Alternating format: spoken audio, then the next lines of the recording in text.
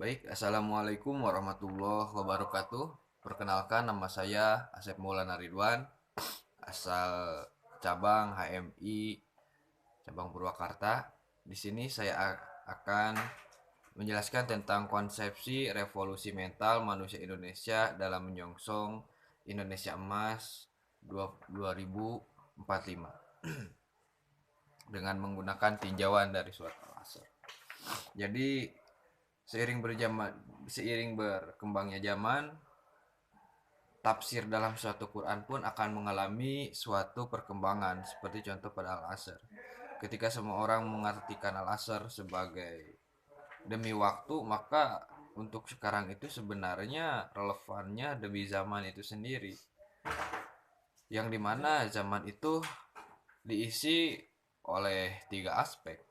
Pertama, manusia. Kedua, narasi. Ketiga, momentum. Yang dimana momentum ini dibagi menjadi dua, ruang dan waktu.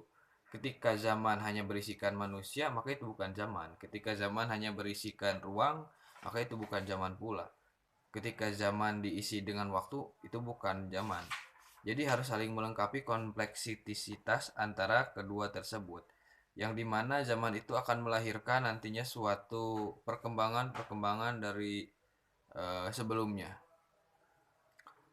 Narasi berguna sangat penting pada pembangunan zaman di mana narasi atau ide ini yang akan memberikan estafetnya nanti untuk generasi selanjutnya.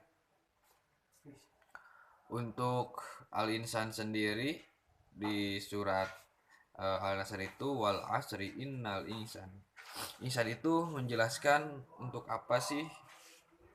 Insan itu menjelaskan manusia dalam aspek intelektual dan spiritual. Kenapa di sini insan ya? Karena manusia harus mengisi zamannya itu dengan gagasan-gagasan, bukan hanya soal intelektual tapi tentang spiritual itu sendiri. Sebutan-sebutan manusia dalam Al-Quran setidaknya saya ingin menyebutkan tiga: Bashar, aspek biologis, dan insan seperti yang saya katakan tadi, aspek rasional dan spiritual, dan nas, aspek berkelompok atau aspek sosial.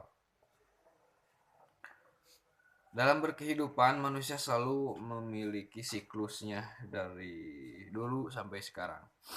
Siklus manusia contohnya seperti Tuhan atau Allah Subhanahu wa taala menciptakan Adam dan iblis, Habil, kemudian Kabil, Musa, Firaun, dan Muhammad Abu Jahal.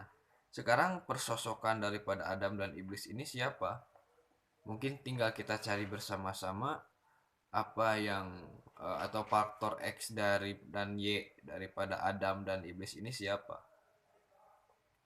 Seperti bisa kita pelajari lagi ke belakang ketika uh, peperangan